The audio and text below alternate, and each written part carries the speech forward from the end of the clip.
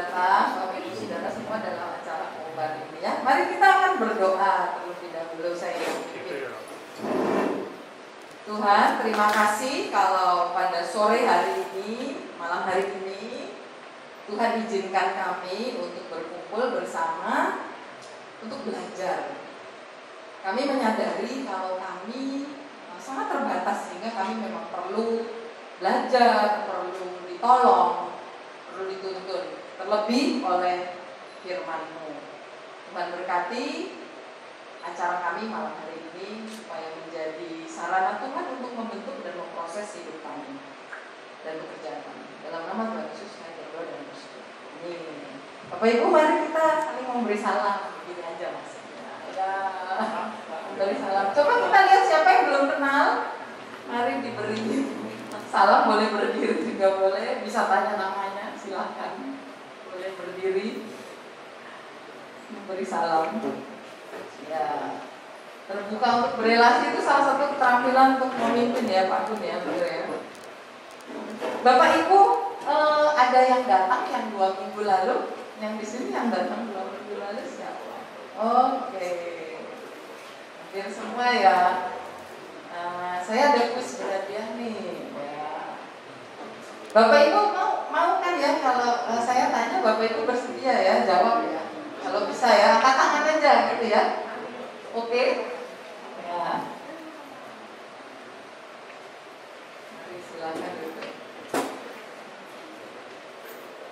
Ini gampang nih pertanyaannya ya. Yang pertama, cepet-cepetan ya. Cepet-cepetan ya. Cepet-cepetan, angkat tangan aja. Nggak usah jawab dulu, angkat tangan nanti maju ke depan dulu. Enggak, jawabnya nanti. Jawabnya bareng nanti 3 pertanyaan ya. Siap ya? Nomor 1. Siapa nama pengarang buku yang sedang kita bahas? Oke. Pak Wawan. Mari Kak segera ya. Terus ajarnya. Berdiri dulu aja Pak Bapak ya. Yang kedua, mungkin ada yang udah pernah baca bukunya ya. Pak Gun itu belum membahas ternyata. Saya tidak datang 2 minggu lalu. Pak Gun ternyata belum membahas dari 7 habits-nya, 7 itu apa aja. Tapi mungkin ada yang udah pernah baca kan ya. Siapa yang bisa sebutkan 1 saja habit? 1 saja. Oke, ya, nanti ya, nanti maju ya. Terus yang ketiga, bisa tolong ada yang menyebutkan penerapan 1 habit. Penerapannya dari 1 habit itu. Atau ada, coba selain Olive, ada lagi nggak yang tahu 1 habit lagi? Ada yang tahu nggak? Dari 7 itu 1 aja. Rian tahu? Intan tahu? Ya, oke, nanti cerita penerapannya. Oke, yuk sini, mari maju ke depan. Siapa Pak Wawan? Stephen Kof. Ya, Stephen Kof. Intan, Ali, dan Intan.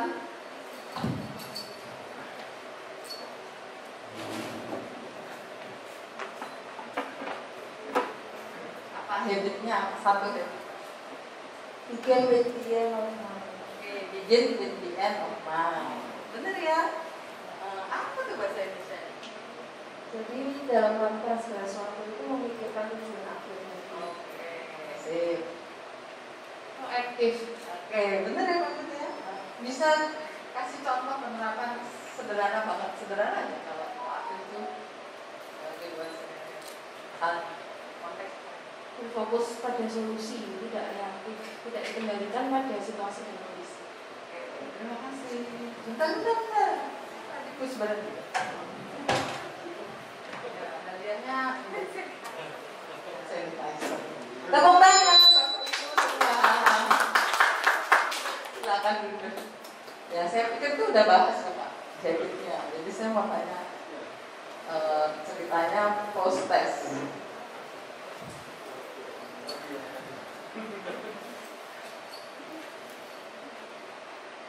Ya Bapak Ibu, salah satu habit yang tadi disebutkan Intan yang menolong kita untuk jadi pribadi yang efektif kan 7 habits of highly effective people ya. Itu begin with the end in mind ya.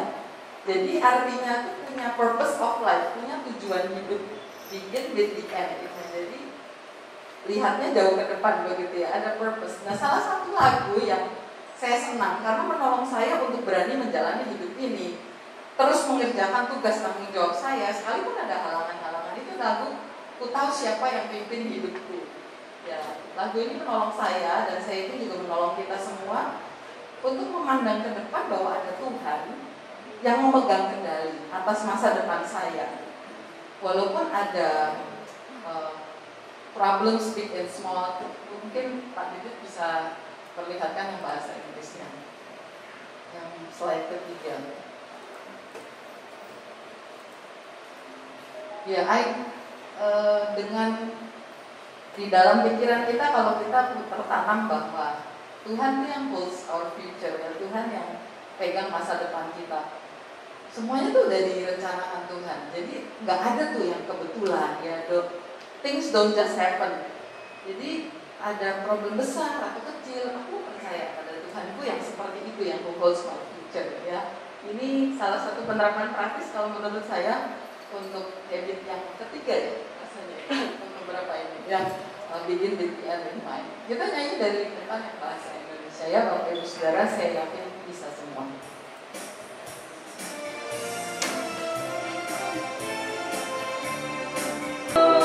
Interlude baik yang ketiga yang berbahasa Inggris, mari kita nyanyikan sama-sama. Ya.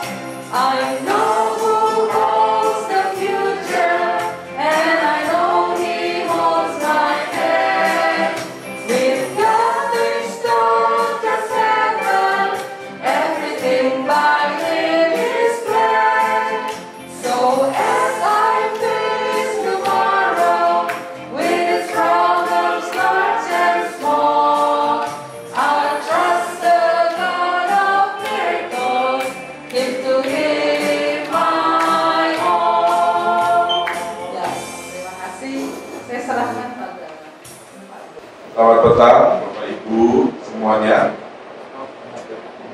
Ini adalah kali kedua kita membahas buku yang sangat spektakuler, Seven Habits of Highly Effective People. Ini buku acuan setiap CEO, bahkan ini buku wajib yang diwajibkan untuk dibaca seluruh insan Astra, bahkan dibahas satu persatu dengan sangat mendetail, satu habit, satu kali pertemuan dengan segala penerapannya. Pertemuan pertama kemarin saya tidak, atau saya belum membahas memasuki buku ini. Saya baru memberikan pengantar-pengantarnya waktu itu. Misalnya, pengantarnya, kenapa kok Stephen Covey ini tulisnya 7 habit? Kok enggak 3 atau 4? Terus kemarin kita bahas apa itu habit. Kenapa habit itu penting? Kenapa kok kebiasaan ini akan menentukan efektivitas hidup seseorang? Kenapa kok kebiasaan kok enggak 7 pemikiran atau 7 ide?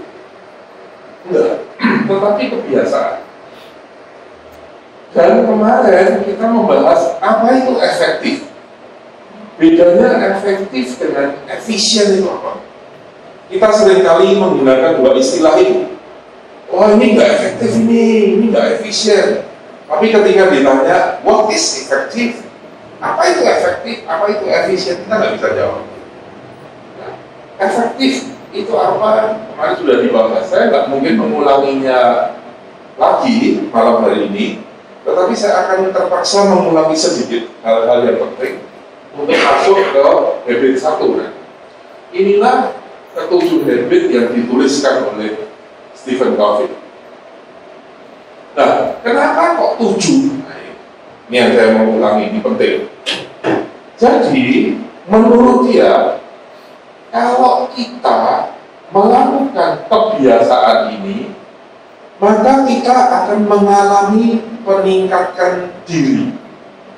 Ya, kalau kita melakukan 3 kebiasaan pertama, yaitu be proactive, begin with the end in mind, kemudian kebiasaan yang ketiga put first thing first, kita itu akan menjadi seorang pribadi yang mengalami kemenangan diri, kemenangan pribadi.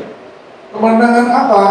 Kemenangan atas dia itu bisa naik kelas dari orang yang dependent, orang yang tergantung. Ini ciri khas anak-anak, orang yang tidak dewasa, orang yang jiwanya atau kepribadiannya kekanak-kanakan, itu bisa naik menjadi orang yang dewasa, yang cirinya itu independen, yang menjadi pribadi yang mandiri, yang bisa menjadi orang yang berdikari.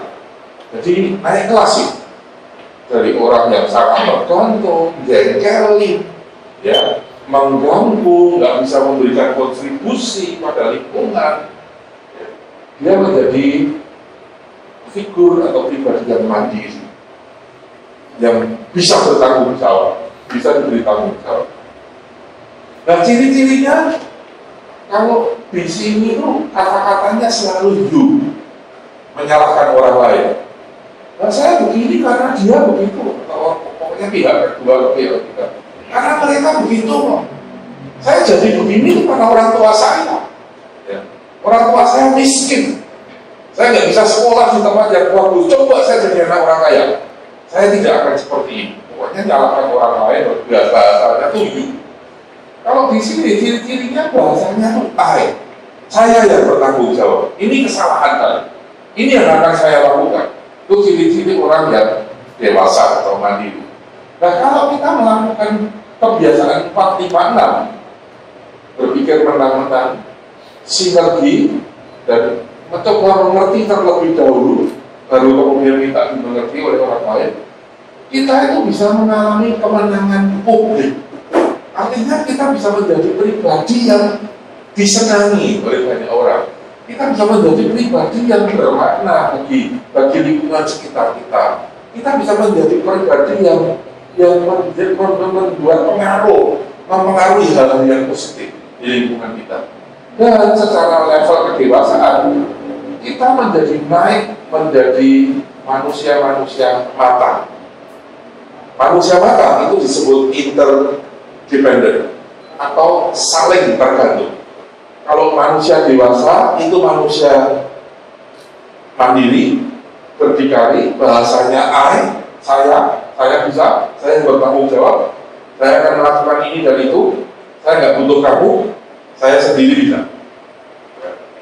Tetapi kalau di sini enggak, dia menyadari betul bahwa dia nggak bisa sendiri.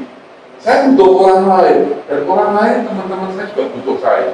Kita harus bekerja sama, kita harus saling asih dan asuh. Ternyata nggak bisa. Ternyata kalau aku sendirian itu lemah, banyak kekurangan, nggak ada, aku tidak sempurna. Dan itu alasannya kenapa kok 7, yaitu kita diharapkan menjadi satu pribadi yang hidupnya itu sangat efektif. Efektif itu artinya arahnya benar. Hidupnya arahnya benar. Arahnya menjadi semakin dewasa, bahkan menjadi matang. Begitu kita matang, itu kita bisa menjadi berkat bagi begitu banyak orang. Kira-kira begitu garis besarnya kenapa 7. Dan mengapa kok habit? Karena habit ini titik yang paling krusial. Titik yang paling krusial. Nanti setelah ini slide berikutnya saya akan jelaskan sedikit bagaimana habit itu terbentuk. Tetapi habit ini poin yang sangat krusial. Dikatakan begini, success is the sum of small effort repeated day in and day out. Sukses itu adalah hasil dari atau sukses itu adalah penjumlahan dari hal-hal kecil-kecil yang kita lakukan secara berulang-ulang setiap hari. Jadi sukses itu jangan dipikirkan sesuatu yang gede, sesuatu yang spektakuler, hasil yang luar biasa dan kita lakukan pada hari tertentu. Enggak. Sukses itu adalah kumpulan penjumlahan hal-hal kecil-kecil atau kebiasaan kecil-kecil yang kita lakukan setiap hari. Contoh, kemarin saya kasih contoh, dan ini betul. Barangkali Bapak Ibu menganggap saya orang kuno, monggo silahkan. Tetapi saya percaya, sukses itu dimulai dari bangun pagi. Saya percaya sekali. Jadi, kalau kita yang sulit bangun pagi, saya ragu-ragu kita bisa sukses atau tidak. Ya, kita butuh energi pagi. Ya, kita butuh waktu yang lebih panjang. Kita butuh fresh, udara yang segar, suasana pagi. Dan kemarin saya cerita sedikit, itulah kenapa Singapura yang secara zona waktu time zone mestinya masuk WIB dong, dia dekat sama Batam, tetapi mereka mendahului 1 jam lebih awal. Kenapa kok begitu? Karena Lee Kuan Yew, sang pendiri Singapura itu sejarahnya, mereka ngomong, saya ingin menyiasati supaya penduduk Singapura bangun lebih pagi dibandingkan tetangga-tetangganya. Saya tidak mau rakyat saya, orang-orang Singapura, kehilangan energi pagi. Nah, itu hal yang kecil-kecil.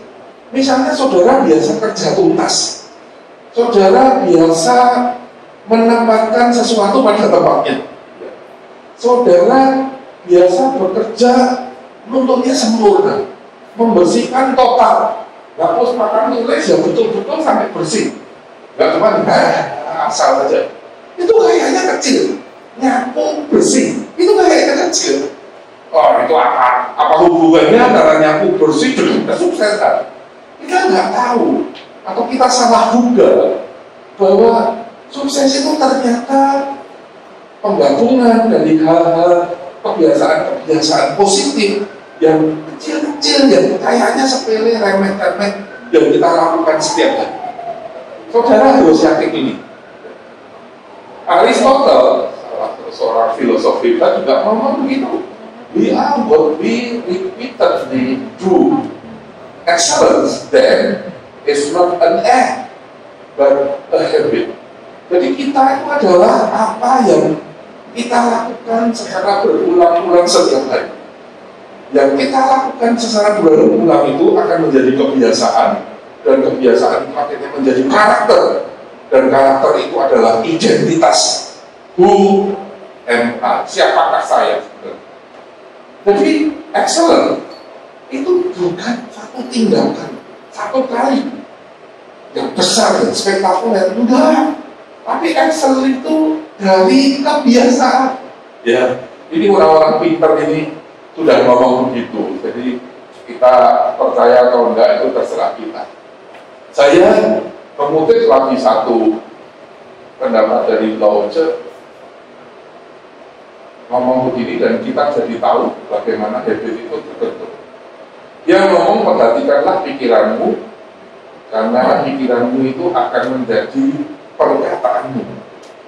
Perhatikanlah omonganmu, ucapanmu, kata-katamu, karena itu akan melahirkan tindakanmu. Dan tindakan yang secara tidak kita sadari kita lakukan berulang-ulang itu akan jadi kebiasaan. Nah, inilah yang saya kasih kuning karena ini bahaya. Begitu sudah jadi habit, itu susah sekali dirubah. Susah sekali. Saya pikir saudara sudah tahu lah. Coba nanti kita tarik kebiasaan buruk kita apa. Kita tahu itu buruk. Kita tahu yang baik harusnya begini, tapi saudara susah sekali untuk mengubah itu. Dan begitu udah habit itu terbentuk, sedikit lagi itu jadi watak, jadi karakter kita. Dan kalau waktu katanya obatnya konidin. Tetapi kalau sudah menjadi watak itu nggak ada obatnya, dibawa mati. Bagaimana dengan seseorang yang sudah dilahirkan kembali? Bisa nggak ya wataknya berubah? Bisa, kalau itu sudah mengubah, tapi itu butuh perjuangan dan doa yang luar biasa susahnya. Ya, dan ketika itu sudah menjadi karakter, itu akan menjadi nasib kita. Ini katanya Lao Tzu. Dan saya setuju. Dan saya memikirkan bahwa walaupun habit itu fatal dan vital, tapi ternyata dimulainya dari pikiran. perhatikanlah pikiranmu. Kemarin di sesi pertama, saya berikan 3 ayat firman Tuhan yang menyuruh kita untuk memperhatikan pikiran kita. Ya, renungkanlah siang dan malam, renungkanlah siang dan malam. Terus segala sesuatu yang baik yang disebut kebajikan, yang manis didengar, sedap didengar, dan lain-lain yang positif yang baik-baik, dikatakan di sana atau diperintahkan, pikirkanlah itu. Saya pikir tadinya salah cetak. Mestinya lakukan itu loh, kok pikirkan itu. Tapi ternyata betul, itu mulainya dari pikiran. Dan kemarin saya sempat demonstrasikan betapa pikiran itu gampang. Dan akhirnya pikiran ini membentuk habit. Dan begitu habit itu sudah jadi, mengkristal, dan habit itu negatif, waduh, nasib kita udah pasti. Nasib kita udah pasti kemana arahnya sudah kebaca. Ya, saya tidak akan mengulangi panjang di sana. Padahal kemarin menarik sekali bisa dibuktikan itu melalui permainan simulasi yang saya lakukan. Sekarang saya mulai masuk kebiasaan satu, be proaktif. Jadilah manusia proaktif. Apa itu proaktif? Jadi habit pertama, proaktif itu bukan pasif. Saudara lihat orang-orang yang pasif seperti ini, waduh, ini masa depan suram. Orang-orang yang pasif begini ya, waduh, susah rasanya untuk diajak maju. Susah ini orang-orang yang pasif seperti ini. Jadi proaktif itu bukanlah pasif. Dan yang kedua, proaktif itu bukan reaktif. Nanti saya mau jelaskan. Inilah ekspresi orang-orang yang reaktif. Proaktif itu bukan reaktif. Jadi proaktif itu bukan pasif, proaktif itu bukan reaktif, proaktif itu juga bukan sekedar aktif, bukan sekedar aktif, bukan sekedar berinisiatif. Proaktif itu aktif, proaktif itu berinisiatif, tetapi proaktif itu bukan sekedar aktif atau sekedar berinisiatif. Kalau gitu proaktif itu apa? Nah, ini yang saya jelaskan, harus agak panjang lebar dan mendetail. Saya minta nanti saya break di sini untuk kalau saudara-saudara mau bertanya, karena ini penting sekali. Nah, proaktif itu akhirnya artinya aku itu punya kebebasan untuk memilih respon. Aku tuh makhluk yang bebas untuk berrespon, untuk memberikan respon. Nah, di sini skemanya begini. Ini ada stimulus. Stimulus itu diterjemahkan bisa rangsangan, bisa penyebab, bisa aksi, bisa pencetus, gitu ya. Ada satu stimulus. Nah, biasanya rata-rata orang, termasuk saya, dan saya yakin hampir semua saudara, itu jarak, tidak ada jarak gitu. Jadi antara stimulus sama respon ini mepet. Dan itu orang reaktif. Artinya begitu ada stimulus, langsung direspon. Begitu ada aksi, langsung kita memberikan reaksi. Jadi ini tidak ada jeda, tidak ada ruang ini. Kotaknya ini mepet. Stimulus, langsung respon.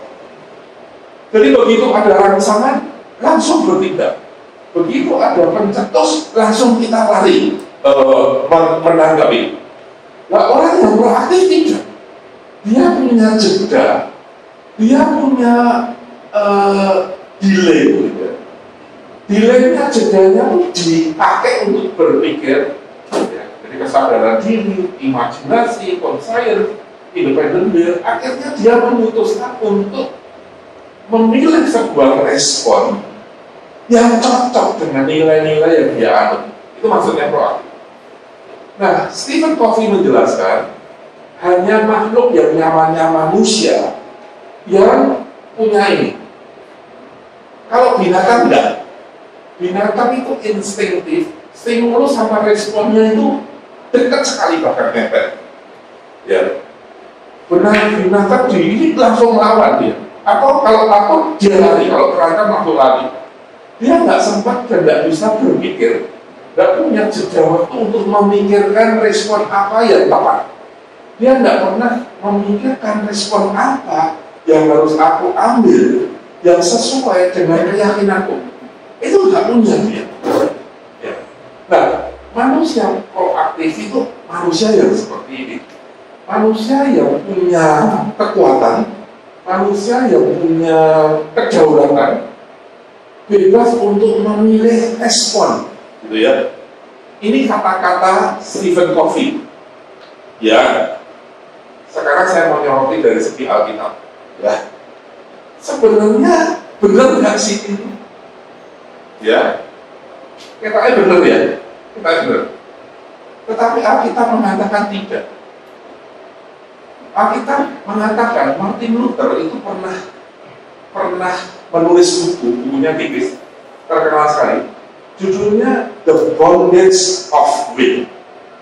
Jadi manusia yang jatuh dalam dosa itu willnya, keinginannya, kehendak bebasnya itu terikat. Dia sebenarnya tidak bebas lagi. Di sini dikatakan freedom ya, freedom to choose, bebas memilih. Tetapi Alkitab mengatakan, saya langsung tajamkan, saya langsung koreksi konsepnya Stephen Covey ini untuk saya lebih tajamkan. Alkitab mengatakan manusia yang sudah jatuh di dalam dosa, dia tidak punya freedom. Dia punya kehendak untuk memilih, kehendak bebas. Mungkin dia punya pengetahuan antara yang baik dan jahat, antara yang benar dan salah, tetapi willnya itu terikat. The bondage of will. Willnya itu terikat oleh dosa, terikat oleh iblis, sehingga sebenarnya dia tidak punya lagi kebebasan untuk memilih yang baik, kebebasan untuk memilih yang sesuai dengan imannya. Kecuali setelah dia dilahirkan, Tuhan Yesus darahnya sudah menyucikan dia kembali diberikan potensi untuk punya kekuatan memilih, untuk punya kekuatan untuk bahkan menang mengatasi dosa, mengatasi stimulus yang atau rangsangan atau godaan atau pencetus yang dia alami. Jadi sekaligus ya, saya akan koreksi. Walaupun saya salut pada Stephen Covey, walaupun ini buku yang saya sukai, tetapi di depan saudara-saudara saya harus berani untuk mengkoreksi dan mempertajam pandangan kita terhadap buku ini. Tapi oke ya, ini bagus ini bagus. Cuma saya pertajam lagi bahwa sebenarnya kalau kita belum di dalam Yesus Kristus, kita sama dengan orang-orang yang tidak punya freedom, khusus. Nah, Stephen Covey itu menyoroti, ya memang orang ini rada spesial ceritanya. Ada orang Yahudi yang ditahan di kamp Nazi, Hitler, ya, anak keluarganya sudah satu persatu dibunuh, dimasukkan di kamar gas, dan dia yang masih hidup harus nyeroi mayat atau abu yang barangkali itu dari saudaranya. Wah, dia tertekan sekali di penjara yang disiksa sempit, kecil, gelap, pengap, ada kotoran di mana-mana. Dia bisa saja menggerutu, dia bisa saja memberontak, dia bisa saja menjatuhkan. Tapi katanya orang yang namanya Viktor Frankl itu, dia punya freedom to choose. Dia tidak menggerutu, dia tidak nyalahin Tuhan, dia tidak menyesal atas kondisi luar biasa yang sedang dialaminya dia. Dan dia ngomong gini, saya ini manusia bebas. Pasukan Hitler, tentara Nazi tidak bisa mengambil kebebasan untuk tetap tenang. Dia tentara pasukan Nazi itu tidak bisa mengambil kebebasan untuk tetap bersukacita. Itu terserah aku. Kondisi yang buruk seperti ini pun, kalau aku memilih untuk tetap tenang, tetap bersukacita, tetap semangat, itu keputusanku. Wah, contoh heroik ini dipakai oleh Stephen Covey bahwa manusia itu punya kekuatan untuk menentukan kebebasan pilihan. Nah, saya nggak setuju. Jelas ya. Tapi ini ajaran bagus. Maksudnya proaktif itu seperti itu. Jadi maksudnya kita tuh punya kebebasan untuk memilih respon. Jangan seperti binatang. Begitu ada binatang langsung bereaksi. Jangan jadi orang yang sumbunya pendek. Begitu tuh langsung begitu. Tapi bukankah itu kecenderungan semua orang? Termasuk saya loh. Termasuk saya. Tadi pagi saya lagi memberikan pembinaan internal. Saya menceritakan betapa reaktifnya saya. Betapa saya dapat stimulus langsung saya responi. Tetapi setelah saya sadar dan berpikir, saya harus belajar untuk jadi proaktif. Dan saya tidak boleh langsung meresponi yang seperti itu. Saya kasihkan contoh-contoh kemenangan saya dalam beberapa hal. Saya kayaknya diberi kekuatan oleh Tuhan untuk punya freedom to choose. Tetapi seringkali saya juga kalah loh. Saya langsung bertindak. Itu orang reaktif. Dan orang proaktif tidak seperti itu. Ini penting sekali. Makanya saya mau berhenti sejenak. Barangkali ada yang kurang jelas, kurang paham, atau ada yang mau ditanyakan. Monggo. Saya mau berhenti saja. Karena ini awalnya ini penting sekali. Stephen Covey mengatakan habit 1, be proaktif, menjadi proaktif, itu menjadi yang paling penting di antara habit yang lain-lain. Ini menjadi dasar peletak dari habit-habit berikutnya. Kalau kita tidak bisa menjadi orang yang proaktif, maka kita tidak mungkin bisa membiasakan diri untuk melakukan kebiasaan 2, 3, 4, 5, 6, 7. Tidak bisa. Jadi ini harus keliru dulu. Oke? Sebelum kita jeda untuk tanya jawab ya, saya lanjutkan beberapa titik misalnya. Nah, proaktif itu seperti ini. Ini ada 2 lingkaran. Ada lingkaran yang circle of influence, lingkaran yang kita bisa kontrol. Ada lingkaran yang tidak bisa kita kontrol. Misalnya cuaca, misalnya pendapat orang lain terhadap kita, misalnya kesalahan-kesalahan, misalnya faktor ekonomi, faktor politik, kerusuhan 98, COVID-19, itu di luar kendali kita. Itu di lingkaran yang merah ini kita nggak bisa kontrol, tetapi ada yang bisa kita kontrol. Ya, di dalam lingkaran itu sikap kita, pengetahuan kita, pendidikan kita, keterampilan yang kita pelajari, antusiasme kita, itu bisa kita kontrol. Contoh yang lebih jelas seperti ini, we cannot control everything. Kita nggak bisa loh mengontrol segala sesuatu. Salah satunya contoh cuaca, ya, yang jambon itu things you cannot control or change. Segala sesuatu yang kita nggak bisa kontrol atau nggak bisa ubah. Misalnya hujan, cuacanya hujan. Tetapi yang lingkaran kuning itu hal-hal yang bisa kita kontrol atau hal-hal yang bisa kita ubah. Dan menjadi proaktif itu berarti kita itu fokus di lingkaran kuning. Kita itu fokus hal-hal yang bisa kita kendalikan. Dan kita fokus sungguh-sungguh memperhatikan hal-hal yang bisa kita lakukan untuk membuat situasi lebih baik. Misalnya, hujan tetap hujan, tetapi kita bisa ambil payung. Betapa banyaknya orang yang sudah merencanakan pergi, tiba-tiba hujan, langsung suasana hatinya, moodnya jelek. Asal ini hujan, ini, begitu ya. Hujan. Nggak ada yang sederhana sama siapa? Ya, nah orang yang begitu, orang yang suasana hatinya dikontrol oleh cuaca, itu orang yang reaktif. Itu bukan orang proaktif. Orang proaktif mau hujan, mau terang, ya. Kalau dia harus keluar karena satu nilai, suatu keyakinan yang dia harus lakukan. Dan keyakinan itu dia yakini benar, ya, dia yakin betul bahwa langkahnya untuk keluar menembus hujan itu efektif, dia tetap lakukan. Cuaca hatinya tidak terpengaruh oleh cuaca luar, dia bisa mengendalikan cuaca hatinya. Dia nggak peduli cuaca luar itu nggak apa, ya. Yang penting itu cuaca hatiku harus aku kendalikan untuk mencapai tujuan nilai-nilai yang aku yakini kebenarannya, itu orang proaktif. Ya, ini contoh yang sangat cetar, mela-mela. Ya. Betapa banyaknya kita yang nyalah-nyalahin sesuatu yang di luar kendali kita. Tetapi kita nggak berani loh, nggak berani mengkoreksi, memperbaiki hal-hal yang di dalam kendali kita. Ini aneh. Saya mau lanjutkan sebentar, ini nanti ya. Saya mau lanjutkan dulu di doa orang proaktif. Ini yang disebut the serenity prayer. Jadi doa orang proaktif itu seperti ini. Tuhan, berikanlah padaku hati yang lapang, hati yang damai, serenity ya.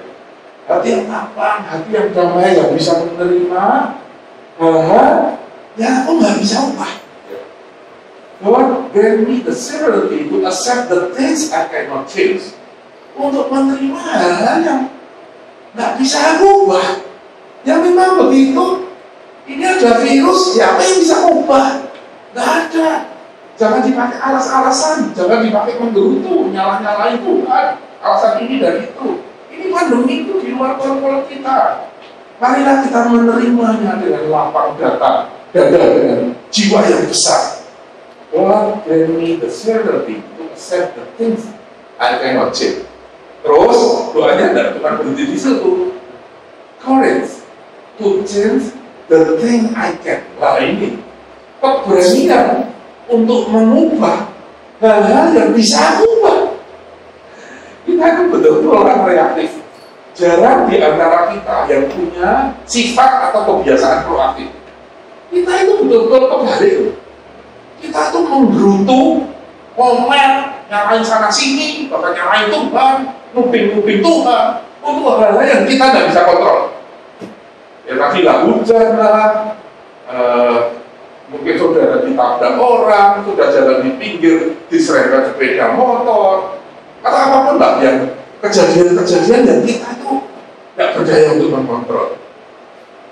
Saudara dilahirkan jadi orang yang matanya sipit, kulitnya kuning, itu kan nggak bisa kita kontrol, ya. Sehingga terus dimarginalkan, itu nggak bisa kita kontrol. Ayolah kita berdoa, kita harap bisa diberi jiwa besar, kelapangan hati, kelapangan dada untuk menerima hal-hal yang tidak bisa kontrol. Tetapi lain, ayolah kita punya keberanian, kita berdoa minta Tuhan memberikan keberanian, tekad yang kuat dan bulat untuk mengubah hal yang bisa ubah. Oh kita nyalain luar, nyalain cuaca. Sementara untuk ambil payung itu kita nggak mau. Kita tahu kelemahan-kelemahan kita tahu kebiasaan jelek kita tahu kalau kita lakukan itu terus, hidup kita tidak efektif. Tetapi kita nggak mau, nggak punya tekad untuk merubahnya. Itu aneh. Saya ini lagi mentraining, mempersiapkan regenerasi. Saya merencanakan mohon doanya, saya berdoa memohon Tuhan, 2 tahun lagi umur 60 saya mau pensiun. Akhir 2023 saya mau pensiun. Saya mau punya proyek lain, bukan berarti pensiun nganggur, enggak, tapi punya proyek lain yang tidak melulu dalam tanda petik kerja mencari uang. Nah, saya sudah mempersiapkan generasi penerus kaum milenial yang katanya pinter-pinter, katanya. Ya, memang kita pinter loh ya. Saya suruh buat, ibu, buat apa? Aku nyari apa? Itu cepat sekali. Karena ada Mbak Google yang selalu menolong mereka. Terampil sekali. Tetapi kemarin ada satu pertanyaan ke saya, Pak, apa yang membuat Bapak tolong kami supaya kami itu punya semangat belajar seperti Bapak? Saya ngomong, saya tidak tahu, saya tidak punya resep. Saya melihat tidak satu pun kepala bagian yang dengan saya 23 tahun saya ajari terus yang tertarik untuk belajar. Saya tidak tahu kenapa. Dan yang muda-muda juga enggak. Saya lihat nggak ada yang tertarik belajar. Padahal saya ngomong pengetahuan baru, keterampilan baru itu di ujung jarimu sekarang ini. Kalau dulu saya tidak seperti Bu Penny, bahasa Inggrisnya justistus, ya, saya baca buku Seven Habits itu satu persatu tak coreti kata-kata sulit ya, karena yang bahasa Indonesia nggak terlalu cetok. Beli buku bahasa Inggrisnya ramudeng, belum kenal Bu Penny, kalau kenal Bu Penny tak mengenal saya Bu Penny cepat, ya. Satu persatu pakai kamus, setelah 20 halaman baru kata sulit itu terulang loh, diulang lagi jadi semakin bisa semakin cepat untuk membaca. Susahnya seperti itu. Nah itu tuh hal yang bisa kita ubah, tapi kita nggak tahu. Aneh, saya nggak tahu kenapa. Nah, marilah kita punya doa seperti ini. Jadi menerima dengan hati yang penuh syukur hal-hal yang nggak bisa kita rubah. Keberanian untuk mengubah hal-hal yang dikendali kita, hal-hal yang kita sudah tahu itu buruk, hal-hal yang sadar itu harus kita benahi, harus kita perangi mulai sekarang. Tapi enggak loh.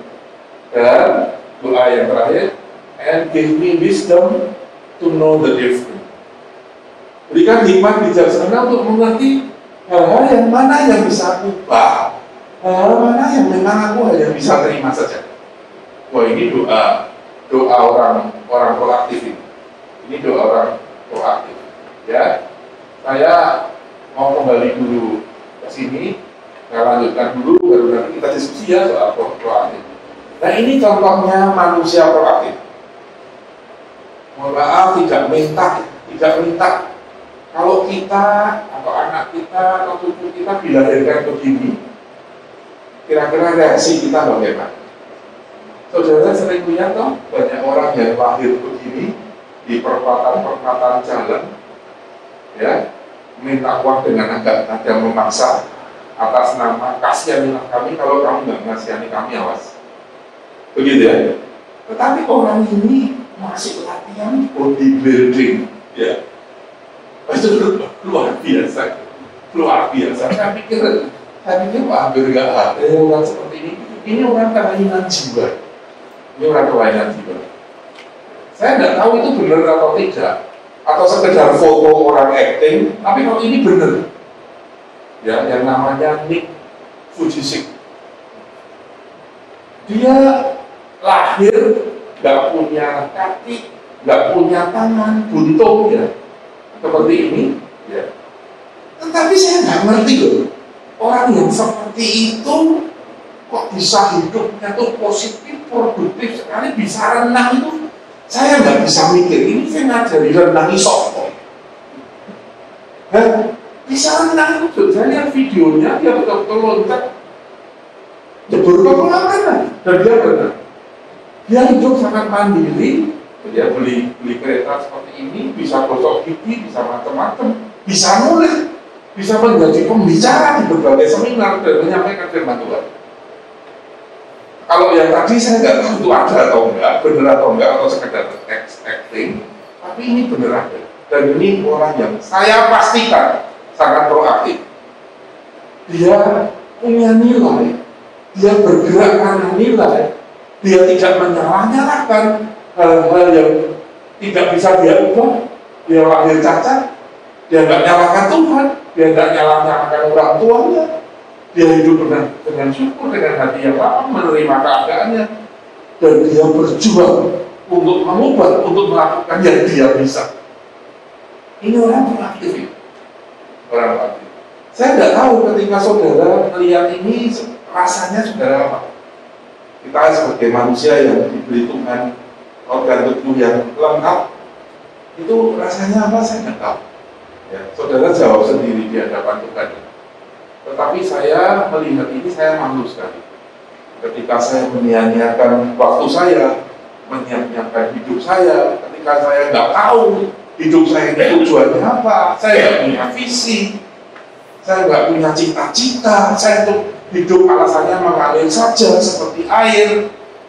Ada orang yang ngomong, Renal Kasali ngomong, kalau cuma mengalir hanyut itu cuma dua, kotoran atau ikan yang mati. Ngalir, ngikutin sajalah. Nggak bisa. Ini contoh orang yang proaktif dan ternyata sedikit sekali. Di sini disebut you are the creator of your own destiny. Saya nggak terlalu setuju. Tetapi sebagian benar ya bahwa masa depan kita itu juga sebagian di tangan kita. Ya. Jadi proaktif itu adalah aku adalah penanggung jawab atas hidupku sendiri. Jadi jangan nyalahkan orang lain. Karena yang bertanggung jawab terhadap mutu hidup kita, yang bertanggung jawab terhadap capaian-capaian kita selama hidup ini yang kita sendiri. Dan kita akan bertanggungjawabkan itu di hadapan Tuhan nanti. Iya. Dan kita nggak bisa nipu itu nanti. Di pengadilan terakhir itu nggak bisa nipu kita. Oh, aku begini karena aku cacat kok Tuhan. Aku begini karena orang tuaku pilih kasih. Aku begini karena aku lahir di keluarga miskin. Aku sekolah di sekolah yang jelek terus. Wah, macam-macam. Aku karena nggak punya buku. Aku nggak punya duit untuk fotokopi, macam-macam. Tapi kita nggak bisa berdalih di hadapan tata Allah nanti. Jadi ingatlah bahwa aku itu penanggung jawab terhadap hidupku sendiri yang harus aku pertanggungjawabkan di hadapan Allah. Aku berbuat karena nilai. Apakah kita ngerti nilai-nilai hidup kita itu apa? Apakah kita ngerti nilai-nilai yang ada di dalam firman Tuhan yang harus kita lakukan? Nah, inilah proaktif. Ayo kita diskusi dulu, karena kalau ini belum tuntas, kita mulai di habit 2, 3, 4 juga percuma katanya Stephen Covey. Makanya kita harus tuntas dulu. Di habit 1 ini kita clear betul, ngerti betul maksudnya apa, dan kita tidak cuma ngerti, tapi kita berjuang untuk melakoninya mulai besok, bahkan mulai keluar dari gedung ini. Mari kita berdiskusi, monggo kita pajangkan habit 1 ini. Ada? Mari Pak Pastor. Ya, seringkali orang bicara bahwasanya keaktifan proaktif itu dipengaruhi oleh beberapa hal, Pak. Yang pertama temperamen. Oh, saya orang yang melankolis, tentunya tidak seaktif orang yang kolerik begitu. Kemudian yang kedua budaya. Budaya, baik budaya dalam konteks besar maupun dalam konteks kecil. Dalam konteks kecil nilai-nilai yang ditanamkan oleh keluarga. Maaf, mungkin ada keluarga-keluarga itu yang nilai-nilainya tidak terlalu ngoyo, begitu Pak. Ya, kamu bapak begini, kamu ya nggak usah terlalu ngoyo lah, pasti ada begini, begitu. Dan konteks dalam budaya yang dipengaruhi mungkin yang lebih besar Pak ya, etnis lah begitu. Nah, itu seringkali yang menjadi alasan. Terima kasih Pak. Betul sekali Pak, betul sekali. Ya memang begitu. Makanya Stephen Covey menulis buku ini Pak. Menulis buku ini, dia melihat itu. Dia ini tadinya konsultan Pak. Dia konsultan di beberapa perusahaan besar. Dia nulis buku ini gara-gara dia dipanggil oleh IBM komputer untuk mengupgrade para eksekutif IBM. Nah, dia tuh mau apa ya? Apa yang mau saya ajarkan? Ya, untuk para eksekutif IBM. Terus dia mulai studi literatur, Pak. Dia membaca naskah-naskah literatur selama 200 tahun. Apa sih yang membuat seseorang itu hidupnya efektif? Yang membuat orang itu sukses? Yang membuat itu orang itu punya daya pengaruh yang besar? Yang pelajari itu. Dan ini kesimpulannya, Pak. Memang Pak. Oleh karenanya malam ini marilah kita pangkas hambatan-hambatan budaya, hambatan etnis, hambatan mungkin faktor pendidikan orang tua, kebiasaan di rumah. Marilah kita kebiasaan-kebiasaan itu yang sudah menempel erat di dalam hidup kita, dan marilah kita memulai kebiasaan yang baru. Jadi betul sekali. Termasuk saya, Pak. Saya kebiasaan saya banyak yang nggak cocok dengan 7 kebiasaan ini. Dan saya terus terang mengaku saya terpengaruh banyak oleh buku ini. Tentunya saya tetap kritis, saya tetap menyoroti yang menurut saya buku ini tidak tepat sesuai dengan firman Tuhan seperti yang saya katakan tadi. Tetapi kalau soal proaktif ini saya setuju. Jadi kita bertindak itu tidak sekedar reaktif atau tidak sekedar aktif, tidak sekedar punya inisiatif, tapi tetap duduk. Enggak, kita bertindak karena nilai. Kita bertindak melakukan karena kita tuh bebas untuk memilih respon. Dan kita pilih respon yang baik, yang sesuai dengan nilai-nilai yang kita anut. Tidak langsung meledak-ledak, tidak langsung sumbunya pendek, kira-kira begitu. Jadi saya setuju. Makanya ini caranya untuk mengikis, untuk memotong budaya-budaya jelek tadi, entah itu ditanamkan oleh keluarga, oleh lingkungan, oleh pendidikan, oleh ras etnis tertentu. Mari kita belajar belajar kebiasaan yang baru untuk mengikis budaya lama. Kira-kira gitu Pak, pengertian saya. Monggo lagi. Wah ini harusnya semakin tajam didiskusikan. Ayo cepat saja. Anak muda yang di sana. Ya. Jadi proaktif di sini bukan berarti gercep ya, tapi lebih positif ini. Gercep? Ya, Bukan. Gercep itu bisa reaktif. Begitu figur justru merespon. Enggak. Ya. Proaktif bisa saja merespon cepat, tetapi dia tetap ada jeda untuk mikirnya. Bukan berarti proaktif lelek ya. Ada stimulus, lampu ini konslet, saya tak pikir saya membuat sasi ngarep, bersintiar, dandani. Tidak begitu. Tidak begitu artinya. Tetapi bukan juga berarti gercep. Nah, tapi tetap ada jeda untuk mikir gitu. Itu maksud saya. Lah, jedanya memang semakin pendek semakin baik. Jedanya semakin pendek semakin baik. Begitu. Tetapi tetap ada jeda, memikirkan, memilihkan yang terbaik, meresponi yang terbaik. Maksudnya begitu. Jadi tidak hanya gercep. Gercep itu bisa biayaan. Begitu. Oke, ayo, tapi semakin banyak semakin baik.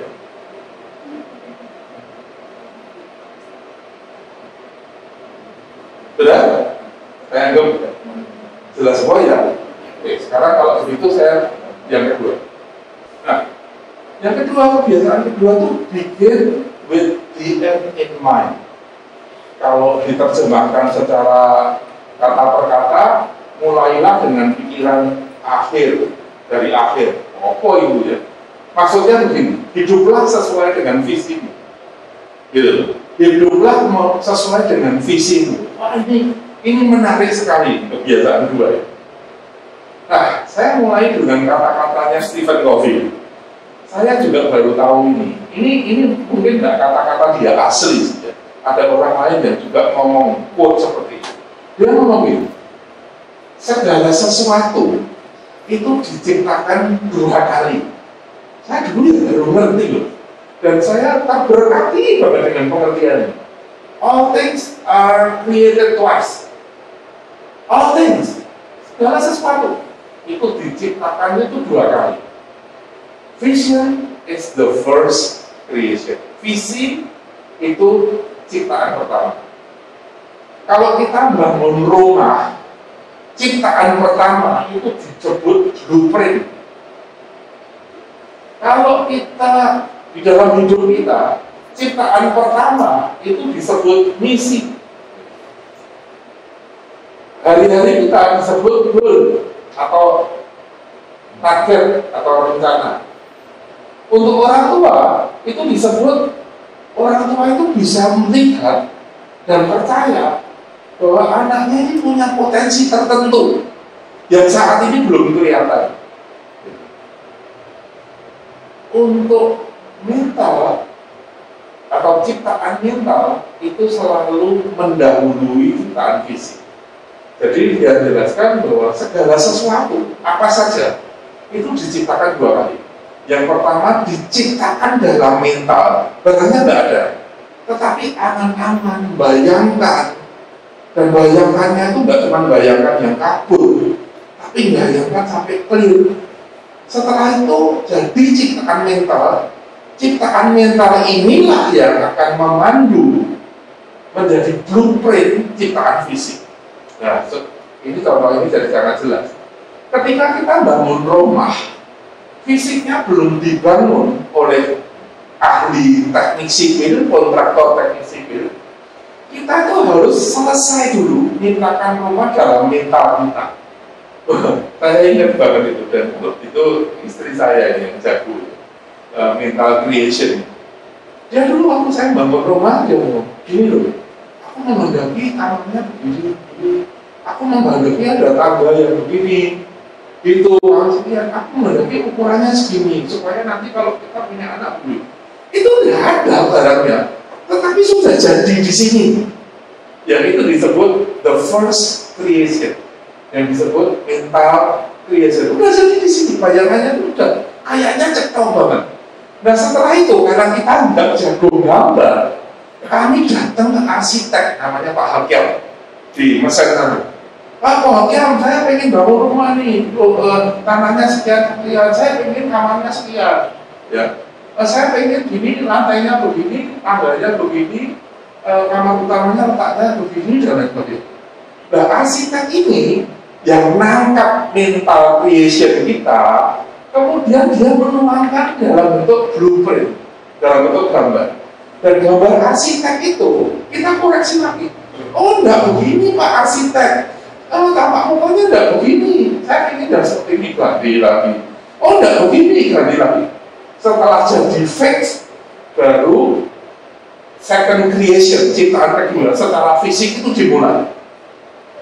Dan yang benar begini, kalau saudara bangun rumah tanpa ciptaan mental, kita udah punya tanah nih 10 kali 20. Ya dijahit apa ini Pak Gunawan terus kartu pokoknya bangunan aku di Desemene bangunan. Terus kamarnya di Pak, lah kartu lah, terlalu kenal. Ya, sekarang lah, bukan kan saya pintar Pak, aku kurang ngerti apa-apa, aku pasrah pokoknya aku punya duit gini, aku punya tanah bola. Setelah jadi bahannya, masuk, loh, kok ada? Nggak selesai Pak, jangan gini, ini kekecilan kamarnya. Tapi ya Pak, bongkar gede ini, bongkar Pak, iya wes ganti tembok, loh Pak, apa yang beda Pak? Bongkar gede ini, repot, dan itu tidak efektif dan efisien. Ya. Jadi orang yang efektif hidupnya, dia itu sangat clear di dalam otaknya, di dalam visinya itu dia sangat clear akan hidupnya. Setelah itu dia breakdown, kalau nggak bisa breakdown, datang ke arsitek tanya apa yang harus saya lakukan, berjuang membangun sesuai dengan ciptaan mentalnya. Wah, saya ngerti ini ya, saya sorak gurit. Waduh, ini bener banget. Banyak orang nggak ngerti. Bangun perusahaan sama. Banyak orang nggak ngerti, nggak punya konsep. Pokoknya asal mampu. Ganda bentuk mati rubah-rubah. Nggak punya konsep, nggak punya kejelasan, nggak punya visi. Makanya visi itu penting sekali dalam segala hal, termasuk dalam hidup pribadi. Visi itu penting sekali. Ya. Ciptaan mental itu penting sekali. Kalau kita nggak ngerti, kita geradak guduk, bongkar pasang, boros, buang waktu, buang dana, buang ini, gak ada hasil. Makanya kenapa kok orang ya dikasih waktu Tuhan sehari sama-sama 24 jam? Ya, katakan di dalam sebuah keluarga waktunya sama-sama 24 jam, makanannya sama, orang tuanya ngasih makan yang sama. Kenapa kakak adik bisa hasilnya beda? Kenapa?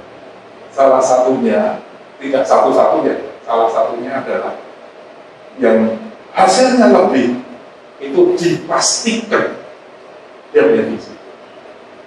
Dia ngerti apa yang harus dia lakukan, dia tahu apa yang dia cita-citakan, Ya. Sementara orang yang hidupnya ya ngalir saja, itu paling-paling ya jadi ikan mati atau kotoran. Reality is created by the mind. We can change our reality by changing our mind. Ya, saya setengah setuju, saya setengah tidak setuju.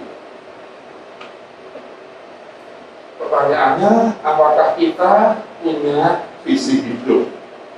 Dan setelah punya, apakah kita menghidupinya? Apakah kita hidup sesuai dengan visi kita?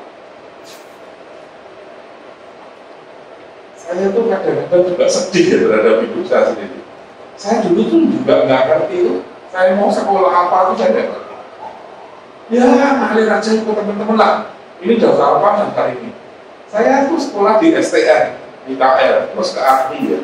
Saya menyadari dan menemukan ternyata saya itu bukan orang teknik. Saya bukan orang teknik. Saya bisa teknik itu karena terpaksa sekolah di sekolah teknik. Pelajaran-pelajaran saya dalam hal teknik, nilai saya mepet. Karena ternyata saya menemukan saya itu bukan orang teknik, tapi saya tidak ngerti. Dan saya tidak pernah mencari tahu waktu itu. Kira-kira tuh saya itu gimana? Dan saya jadi orang seperti apa? Tuhan menghendaki saya itu apa? Saya tidak pernah tahu dan saya tidak pernah mempertanyakan itu. Saya tidak mencari tahu. Saya rasa ya, kalau saya tahu secara jelas dari muda, mungkin hidup saya lebih efektif dibandingkan sekarang. Jadi pertanyaannya, apakah kita ngerti dan punya visi hidup? Dan kalau ngerti dan punya, apakah kita menghidupinya dengan segala perjuangannya untuk tetap strict to visi? Ini penting sekali. Pertama kali harus kita ngerti dulu. Setelah itu kita punya misi. Setelah itu kita melakukan sesuai dengan yang kita ngerti dan yang kita lakukan. Sarankan renungkan 5-10 menit setiap hari untuk membayangkan kira-kira saya itu mau kemana dan mau menjadi seperti apa. Nah, Begin with the end in mind itu oleh Stephen Covey. Itu kita tuh diminta membayangkan ketika kita mati. Ketika kita di Tiongte ada upacara tutup itu namanya apa? Jimbok atau pas mesong itu biasanya ada sambutan. Ya kalau di sini kurang biasa sih. Tetapi kalau di orang-orang barat, di orang-orang bule itu kematian itu biasanya orang pada memberikan testimoni, tetangganya, keluarganya, anaknya, istrinya memberi sambutan. Waduh, ini orang yang sangat baik, orang yang sangat berguna. Wah, pokoknya sama. Nah, Stephen Covey itu mengajarkan begin with the end in mind. Itu artinya nanti ketika kita itu mati sebelum dikubur atau ketika ditiupin atau ketika di pusara sebelum dimasukkan ke liang lahat, saudara itu berharap tetanggamu, keluargamu, teman-teman gerejamu itu memberikan sambutan apa? Ya, memberikan kesan-kesan apa terhadap kamu? Kamu harus clear itu. Ujungnya itu gitu, the end-nya itu gitu. The end-nya itu pusara ini loh. Pusara ini adalah the end dari hidup kita. Kamu pengen dikenang sebagai pribadi yang seperti apa? Melalui testimoni yang diberikan oleh teman-temanmu ketika di Tiongte maupun di Delingan nanti. Dan setelah itu, tarikan mulai dari sekarang, hiduplah untuk mengejar keinginan. Ketika kamu nanti mati, kamu pengen di testimoni apa? Begitu ya. Ini sudah baik sih menurut saya, karena banyak orang yang nggak mikir sampai ke sana. Menurut saya sudah baik, tetapi menurut saya ini masih cetek dibandingkan dengan ajaran firman Tuhan. Firman Tuhan itu ngomong, pikirkanlah perkara yang di atas, bukan yang cuma sampai di bumi. Carilah perkara yang di atas, di mana Kristus duduk, ada duduk di belakang Allah. Pikirkanlah perkara yang di atas, bukan yang di bumi. Ini cuma mengajarkan kita memikirkan sampai di Tiongte, sampai di Delingan, sampai di situ aja. Karena setelah itu nggak jelas dan nggak perlu dipikir. Mungkin Stephen Covey sendiri nggak jelas setelah masuk ke kuburan itu mau kemana. Mungkin katanya dia orang Mormon, tapi saya nggak tahu. Sehingga dia mengajarkan hanya sampai di situ. Nah kita itu diajarkan cuma mikir sampai nanti di kekekalan. Jadi apa yang harus kita lakukan itu harus pikirannya sampai ke kekekalan. Saudara pengen nanti ketika saudara diadili berhadapan dengan tahta pengadilan Allah yang tidak bisa ditipu, yang tidak bisa dimanipulasi, yang tidak bisa disogok dengan kekayaan kita, itu saudara pengen Tuhan itu ngomong apa? Apakah ngomong sabarlah dengan hambaku yang baik, kau sudah setia melakukan perkara-perkara kecil, gitu? Atau apa yang Tuhan kita ingin Tuhan itu katakan kepada kita ketika nanti aku bertemu muka dengan dia. Setelah itu tarikan mulai hari ini kita harus melakukan, harus menjadi orang seperti apa. Ini jalan yang baik, tapi terlalu terkait. Karena cuma sampai di sini. Marilah kita tarik sampai di kekekalan. Maksud saya begitu. Ya, makanya saya ngomong, saya tidak hanya membahas buku ini, tapi saya akan mencoba mengkoreksinya yang menurut saya kurang pas dan mencoba mempertajam, memperdalam hal-hal yang menurut saya terlalu cerdas. Oke, habit kedua, mari. Dijelasin. Oh, kalau saudara ngerti, ini soal visi. Ini dahsyat sekali. Ini akan menentukan kualitas dan capaian hidupmu. Saudara menjadi orang biasa-biasa saja atau menjadi orang yang luar biasa. Katanya begini, Tuhan menerima kita apa adanya. Jika kita bertobat ya, tetapi Tuhan tidak akan membiarkan kita mati apa adanya. Benar, tak pikir benar. Ya, oh enggak. Kita harus bertumbuh, kita harus produktif ke arah yang Tuhan mau. Nah, kita punya visi sampai ke sana. Atau saudara menganggap besok mengaku baik. Ya tidak apa-apa untuk pilihan saudara. Ya, pilihan setiap kita, dan kita akan mempertanggungjawabkannya kepada Tuhan. Ayo tolong dipertajam di ya Pak. Malam Pak. Ya. Saya mau tanya tentang mental creation ini. Ya. Apakah mental creation itu merupakan hasil dari latihan, ataukah merupakan bakat yang dimiliki setiap individu? Itu saja pertanyaan saya. Terima kasih. Mental creation bukan latihan, Pak. Bukan latihan, tapi kesadaran dan pengetahuan. Saya dulu sebelum saya membaca ini, Pak, saya juga nggak ngerti, Pak. Saya nggak ngerti. Setelah saya membaca ini, saya meyakini benar ini. Terus saya mengerti dan saya kalau disebut melatih ya melatih. Terus saya melakukan, Pak. Wah, ini saya harus punya visi. Ini bicara soal visi. Saya harus punya angan-angan. Saya ingin jadi seperti apa? Saya ingin mencapai apa di dalam hidup ini? Saya ingin meninggalkan warisan apa terhadap sanak famili saya. Jadi ini bukan latihan, bukan bakat, tapi dimulai dari pengetahuan, kesadaran, Pak. Terus melakukan, terus juga melatih. Jadi kita sebelum melakukan segala sesuatu, tanyakan itu apa. Begitu. Oh, ini penting sekali untuk kita pahami dan kita sadari. Gitu ya, Pak. Oke, tadi dari saya ini kok tenang baik. Oh, mereka.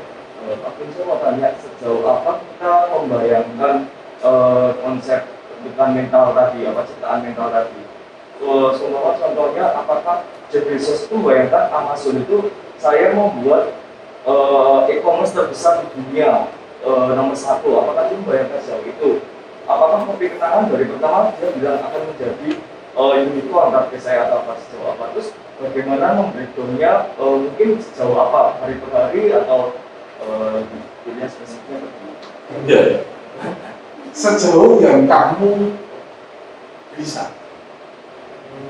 Gantungkanlah mimpimu sampai setinggi langit. Dan itu menentukan hasil mereka. Contoh ya, ini pebisnis legendaris dunia. Saudara tahu McDonald, tahu tuh ya?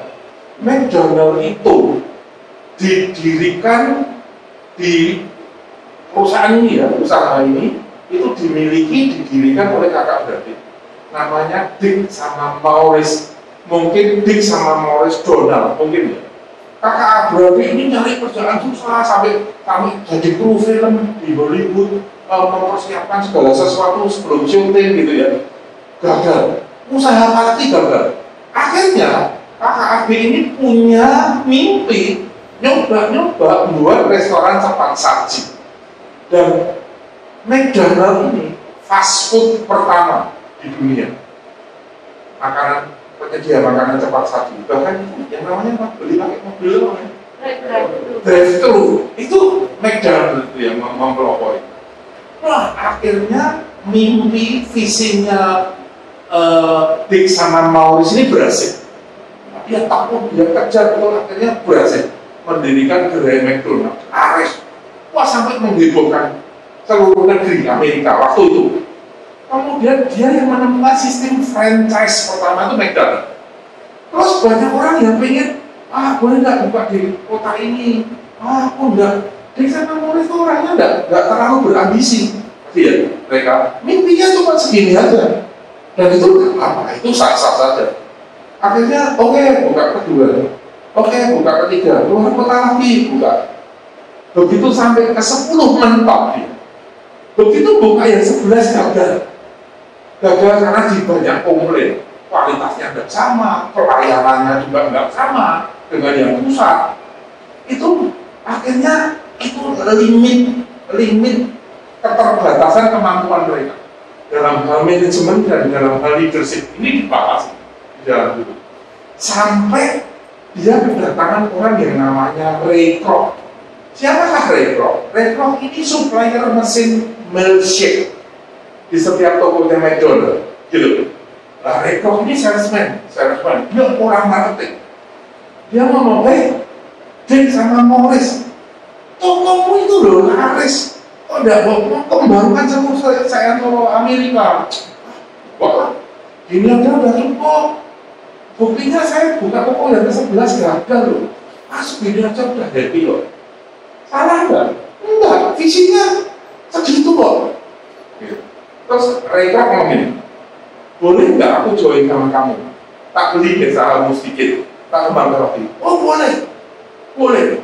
Akhirnya jadi 60% dibeli Ray Kroc. Akhirnya jadi 100% McDonald ini dibeli oleh Ray Kroc.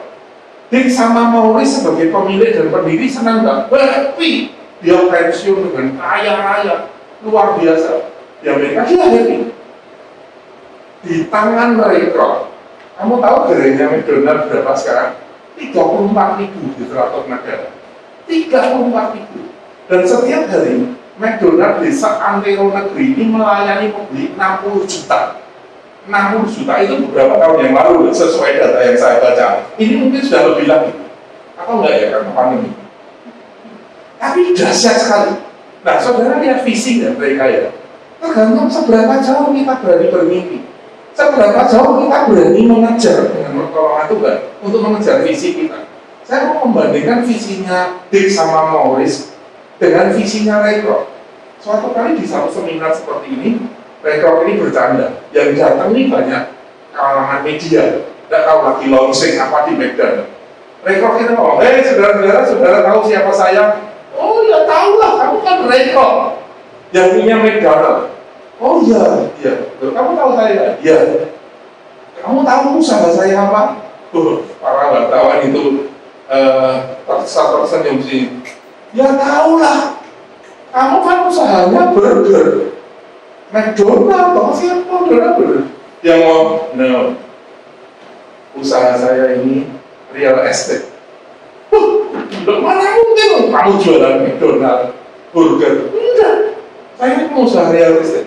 Kok bisa? Iya, saya punya outlet 34.000 titik di 34.000 di 100 negara dan titik-titik gerai McDonald selalu di perempatan strategis.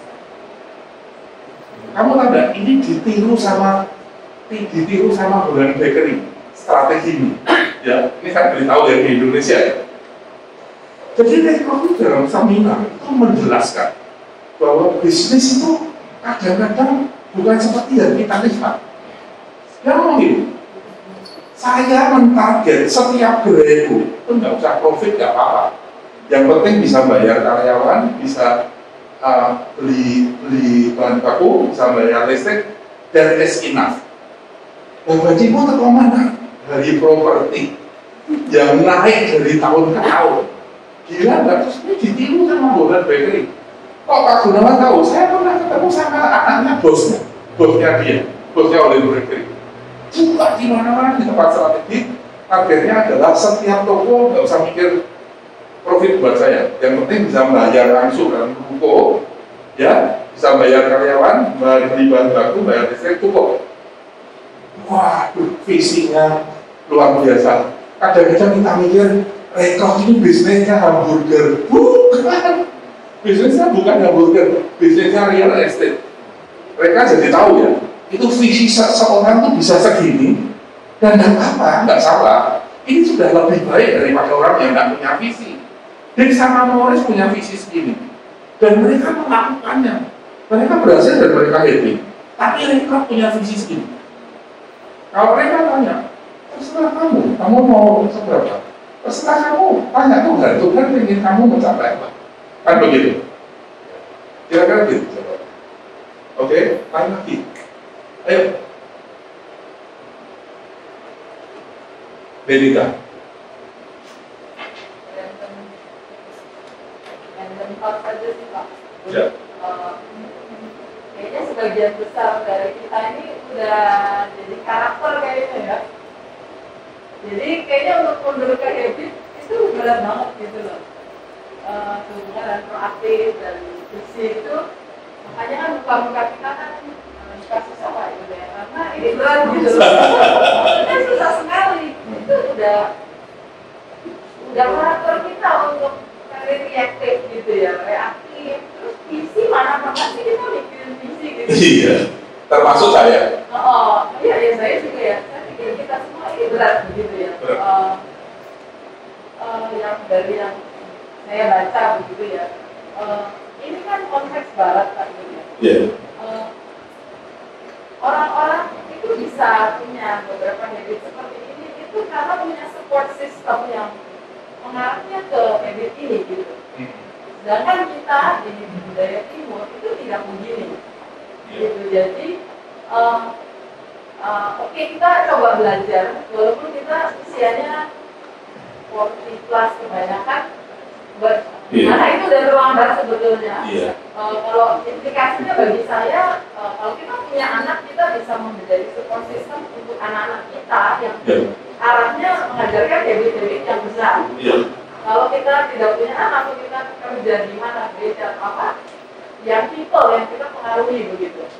Sambil kita sendiri mencoba untuk tidak reaktif, untuk proaktif, untuk punya visi begitu. Karena susah sekali kalau menjadi karakter untuk mundur begitu loh. Itu kan ya jadi karakter. Betul. Itu agak apa ya? Ya walaupun kita sudah hidup, sudah manusia baru ya, tapi kan gagal terus gitu ya. Kita terus di dalam hidup ini terus berjuangnya di situ-situ, konflik terus gitu. Jadi ya itu kalau implikasinya bagi saya tuh itu jadi seperti itu bagi yang generation aja. Sampai kita berusaha untuk berubah. Iya, makasih Bu. Boleh nggak ya saya izin, saya nggak pakai masker boleh ya? Saya udah booster. Soalnya lama-lama kok bau gitu. Saya udah terganggu dengan bau mulut saya sendiri. Harus proaktif. Ganti aja. Ganti. Ya minta dong. Susah Bu. Tetap susah. Karena tadi ya, support system, culture yang di tempat kita ini memang tidak mendukung seperti ini bagi orang bule lebih mudah barangkali ya.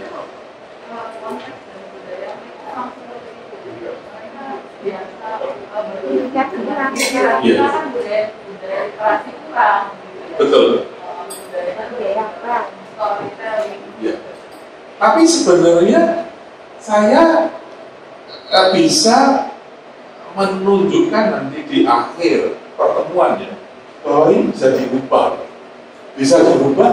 dan saya mengalaminya.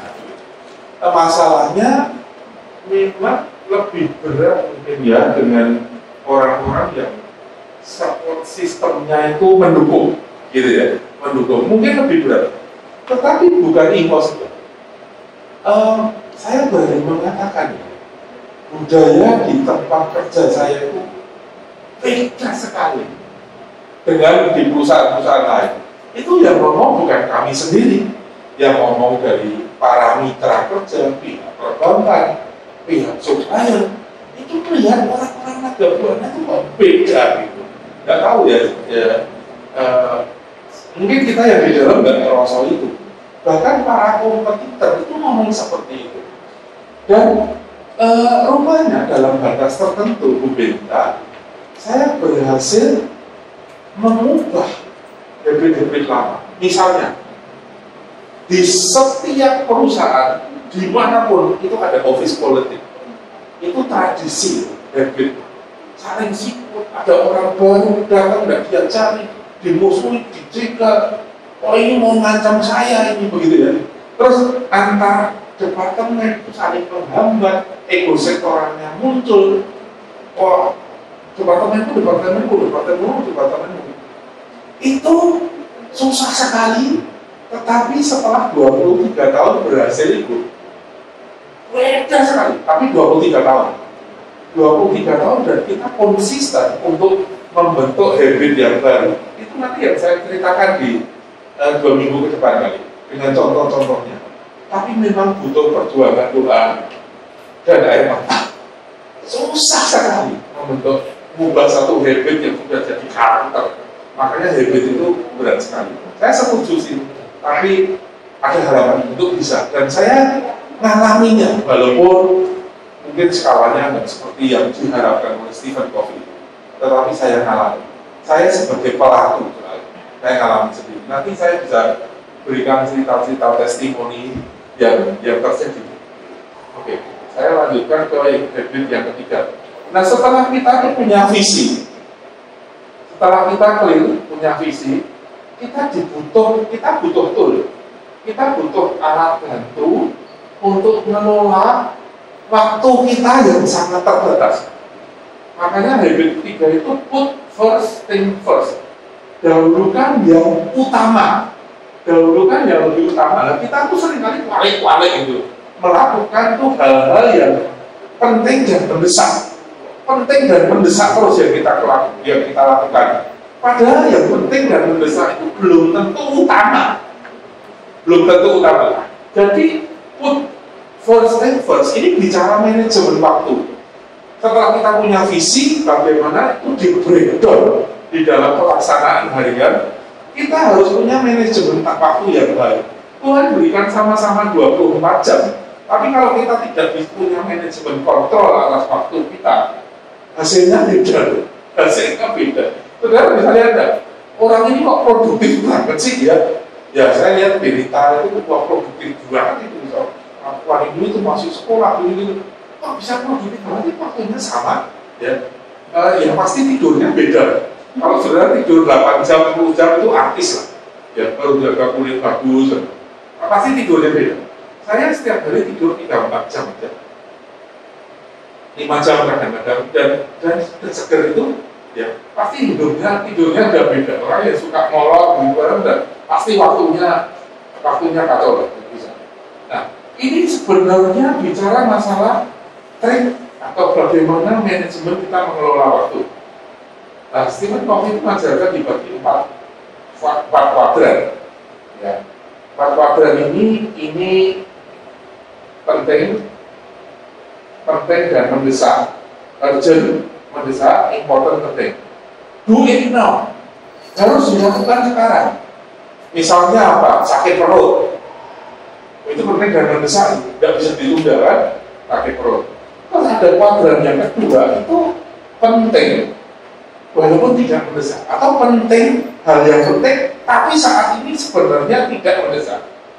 Terus kemudian yang ini tidak penting, tapi mendesak. Yang keempat, tidak penting dan tidak mendesak. Begitu. Nah, kita itu diberi waktu, menit, detik yang sama, tetapi cara menggunakannya, trik-trik untuk menyiasatinya itu beda-beda. Nah, kalau kita salah prioritas terus, yang kita lakukan di kuadran, apalagi kuadran 4, ya, wasteful activities, wah ya sudah, hidupmu mono-mono baik, jangan disalahkan, ya, itu baik. Saya nggak tahu saudara ngalami nggak ya? Saya itu, ya pasti saudara ngalami lah. Di WA group itu ada SD, SMP, saya ya, STM, sama admin. Saya live kontak semua. Saya masih sisanya teman-teman aktif, itu pun saya nggak pernah aktif, dan saya sudah pernah live kontak, tapi saya diomongin, justru sombong lah, akhirnya main lagu. Nggak tahan saya. Nah kok dari dulu tuh isinya gitu-gitu terus gitu. Pembicaraannya ya nggak berubah. Saya sampai ngomong umurnya Dewi ini match sweet 17. Kok omonganmu ya cik ngomong-ngomong baik gitu. Tapi ketika saya ngomong begitu, saya dikatakan sombong. Oh iya, masa ini sukses, masa ini duwe pabrik, kita kan masih karyawan, batu repot. Wes, jadi bicaranya memang nggak level lagi, nggak nyambung, sama sekali nggak nyambung. Kenapa kok begitu? Ini masalah produktivitas kita mengisi hidup. Begitu, produktivitas kita mengisi hidup. Nah, kita diajari sama Stephen Covey itu untuk memprioritaskan yang nomor 2 ini. Kita memprioritaskan melakukan hal-hal yang penting walaupun belum mendesak. Ini harus di list. Nah, contoh-contohnya seperti ini. Orang yang selalu melakukan yang penting dan mendesak itu adalah orang yang suka menunda-nunda. Hal yang tadinya tidak mendesak, tapi karena kita menunda jadi mendesak. Ya, jadi begitu terus. Kita tuh selalu dikejar karena kita suka menunda-nunda. Dan yang paling bagus adalah kuadran kedua. Orang yang biasa menentukan prioritas, jadi merencanakan, menetapkan sasaran, PR yang harus diselesaikan dalam minggu ini apa, nggak PR yang harus diselesaikan malam ini, itu selalu kuadrannya pindah ke sana. Tadinya minggu ini sih, tapi karena kita tunda-tunda ini biasa terus, jadi masuk kecemplung situ. Kita melakukan kecemplung situ terus. Yang ketiga, waduh ini orang yang yes man, di telepon yang nggak penting, interupsi, masalah kecil orang lain, tekanan sesama, ya, nggak penting tapi mendesak. Jangan sekarang, tekanan kelompok. Wah, aku nggak mau sombong, nggak mau bergaul. Sekarang nggak punya komunitas diri, tekanan sesama. Oh ya jangan sampai jam 1 pagi kita tidak berani nolak. Oh gitu. Apalagi yang ini, wah ojo disekop yang ini. Ya. Nah, orang yang produktif itu orang yang melakukan kuadran kedua. Ini kalau ini tuh selalu dalam krisis. Gimana caranya atur supaya tidak selalu krisis? Ini pintu darurat selalu terbuka karena krisis. Selalu krisis ini hidupnya orang yang kuadran 1. Nah, orang yang kuadran 2 ini kualitas nih, bicara soal kualitas itu. Kita harus fokuskan ke sana. Ya, yang ketiga ini tipuan. Kita harus menghindari, jangan melakukan ini. Ini sia-sia, udah hilangin aja lah, nggak usah. Jadi coba saudara belajar nanti di list apa-apa yang harus saya lakukan. Di list 4 kuadran ini, fokuskan di kuadran yang kedua. Nah, ini perusahaan yang sukses ya, itu membiasakan orang-orangnya, prosentasenya melakukan seperti ini. Memang tidak bisa dihindari kuadran pertama nol, tidak ada. Tetap ada yang penting dan mendesak. Tapi itu kira-kira 20-25% saja. Kita fokuskan melakukan kuadran kedua, 65-80%. Dan kuadran ketiga ini 15 saja. Kuadran keempat jangan ada. Kalau bisa jangan ada. melakukan yang tidak penting dan tidak mendesak, misalnya buka handphone terus, ya, buka handphone yang dibuka juga yang tidak penting dan tidak mendesak, ya. Sering baca buku, wah semuanya yang begitu, waduh ini orang yang kayak gini jangan salahkan siapa-siapa ya, kalau salahkan Tuhan. Setelah 10 tahun berlalu, loh, kanca-kancamu kok sudah di situ, kamu kok masih di sini saja? Iya, karena manajemen waktumu nggak karu-karuan kok. Jadi kuncinya tuh terletak bukan memprioritaskan jadwal kerja, tetapi itu menjalankan prioritas kita. Jadi bukan memprioritaskan jadwal, tapi memprioritaskan, menjadwalkan prioritas kita. Prioritasnya apa? Ini ada gambaran yang bagus nih. Stephen Covey di dalam seminarnya tuh bawa ini, dan banyak yang mempraktekkan ini. Bagaimana supaya isi bergelas ini penuh, ada batu besar, ada kerikil, ada pasir. Wah, banyak orang yang isi pasirnya dulu. Enggak, harusnya yang gede-gede dulu, yang prioritas dulu, baru kemudian batu kecil, kerikil, akhirnya pasir. Lebih penuh. Kalau pasirnya dulu, ini banyak yang penting-penting yang berjajar di luar. Ini hanya salah satu permainan bagaimana kita kerja dengan prioritas dan hasil kita akan lebih optimal. Kita ngerti nggak yang batu-batu gede ini apa di dalam hidupku? Ya kita prioritaskan itu yang dikerjakan. Jangan mengerjakan yang remeh-remeh. Bukan nggak boleh, nggak boleh lah sekali-kali. Ini kok juga ada pasirnya. Ya. Santai nonton Ikatan Cinta boleh nggak boleh? Nggak selalu dilani. Ya. Tetapi kalau isinya cuma nonton Ikatan Cinta, sampai melihat sinopsisnya, prediksinya itu terus nggak kerja, itu pasir. Ya. Itu kira-kira ini soal manajemen waktu, prioritas. Setelah itu juga kerja cerdas, ya. Jangan sampai kita memukul seperti itu yang sembarangan memukul. Pukulan kita itu pasti kena sasaran yang tepat. Kira-kira itu sih 3 habit yang saya mau bisa bicarakan saat ini. Monggo kalau mau dipertajam lagi sampai ke kejadian sehari-hari yang kita hadapi di rumah, di pekerjaan, di sekolah, di kehidupan, monggo. Saya harapkan penjelasan saya ini cukup jelas. Dan kalau masih bisa dilanjutkan, 2 minggu lagi kita bahas DP 4, 5, 6, 7 dan penutupnya. Apakah ini workable? Workable itu bisa dikerjakan atau tidak? Saya akan banyak cerita nanti di situ. Bagaimana buku ini mengubah saya dan mengubah suasana kerja di perusahaan saya. Begitu. Ayo ada yang mau tanya?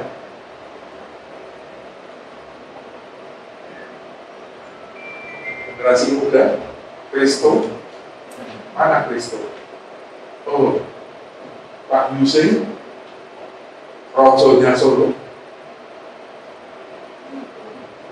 Ya nih, Yusri ini Rojonya Solo ya? Oh.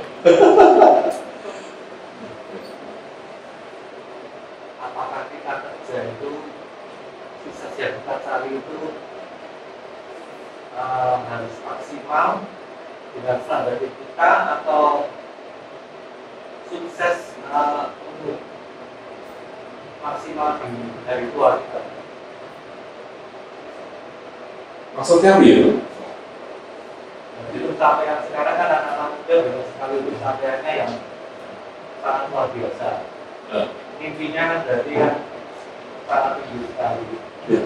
Terus pencapaian semakin tinggi kan semakin kita bisa terus ke atas. Apakah itu bisa sesuai dengan keinginan dari luar kita? Yang jelas kalau kita mengaku sebagai anak-anak Tuhan, yang harus kita tanyakan, yang kita kejar adalah target yang Tuhan mau kita capai di dalam hidup kita itu apa? Ya. target yang Tuhan tetapkan, yang mau kita capai, kita raih, dan kita nanti pertanggungjawabkan di hadapan Tuhan itu apa. Nah, kalau bicara generasi sekarang, Pak, memang beda sekali dengan generasi kita, anak-anak milenial. Saya juga bingung. Mereka tuh maunya instan, maunya cepat, sukses cepat, dan kayaknya bisa sukses cepat dengan main kripto misalnya, ya. Sebentar lagi ini ada metaverse. Bagi kita tuh, yang generasi kita ya Pak Yusuf itu nggak masuk akal. Saya cukup bingung dengan metaverse. Kok bisa sesuatu yang tidak ada, tidak nyata, itu bisa dianggap ada, bahkan diperjualbelikan. Banyak orang yang sudah investasi beli tanah di metaverse. Kok bisa ya? Ini fenomena apa? Kemarin sebenarnya ada seminar itu ya, Pak Benny Solihin salah satu yang bicara itu. Tadi pagi.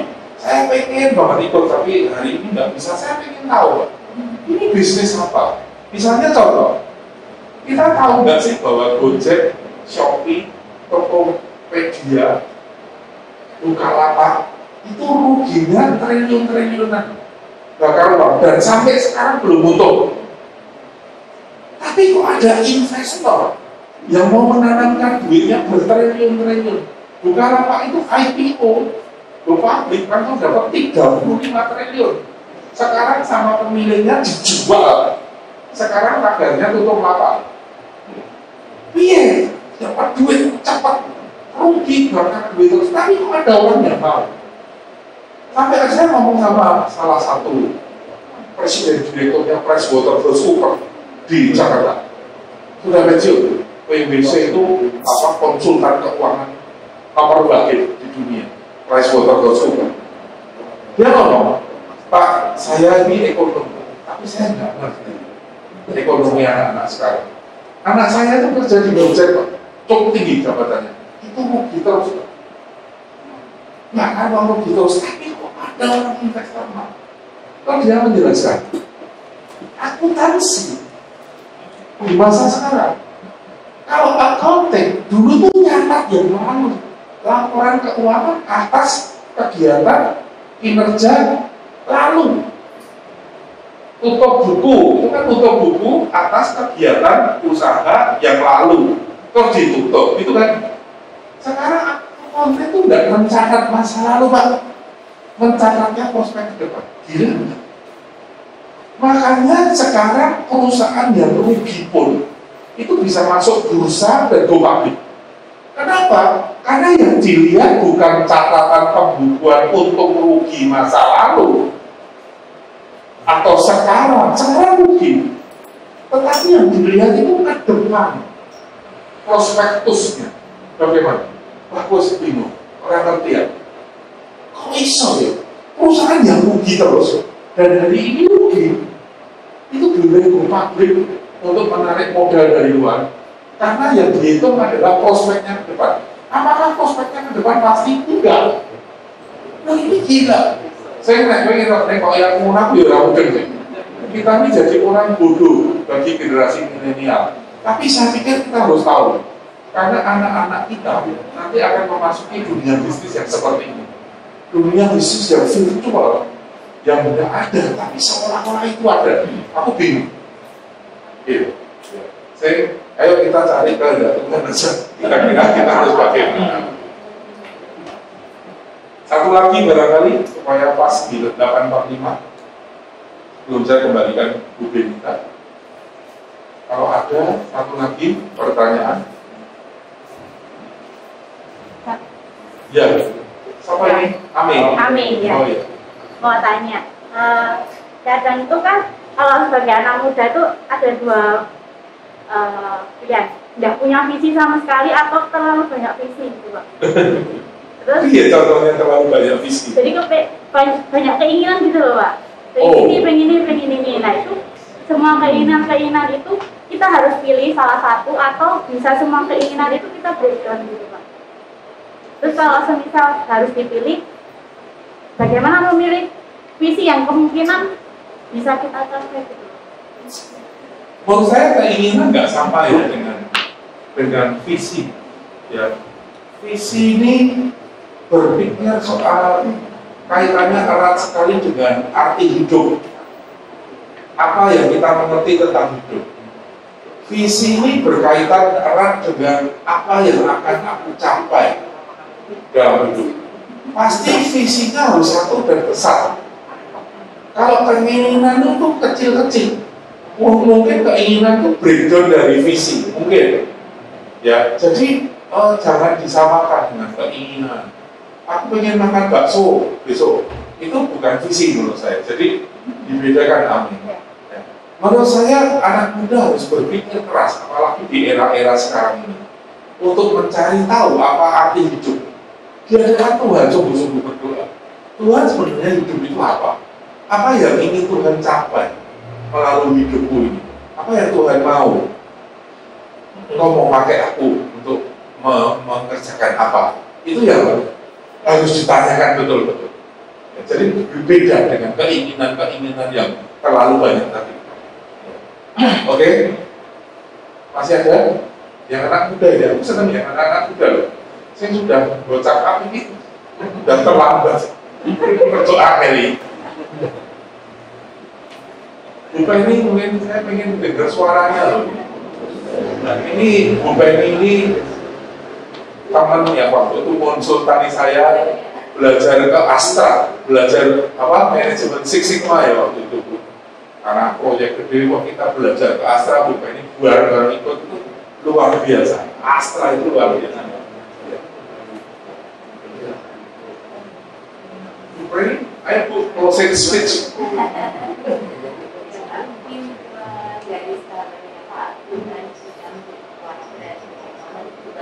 Ya.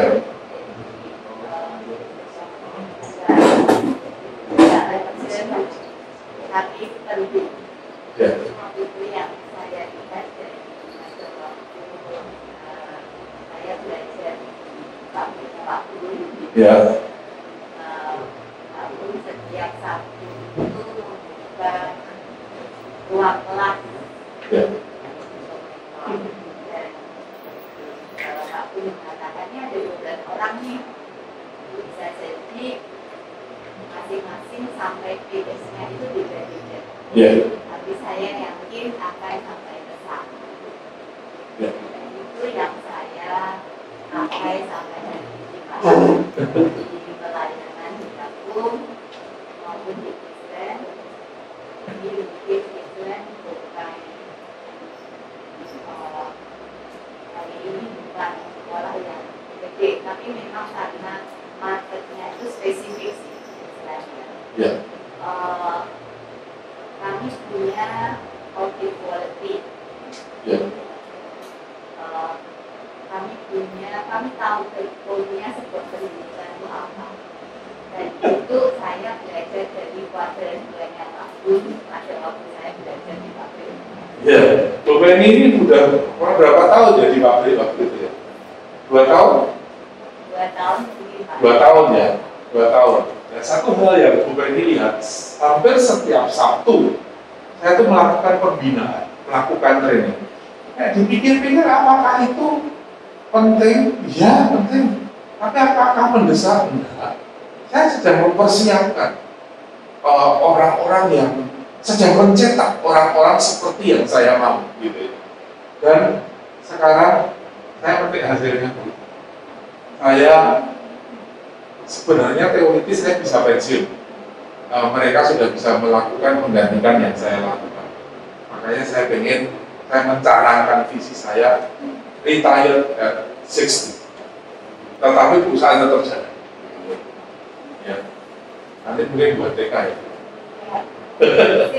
Oke, terima kasih Bapak Ibu sudah mendengarkan 3 habit ini. Saya berikan ulangan ke Ibu.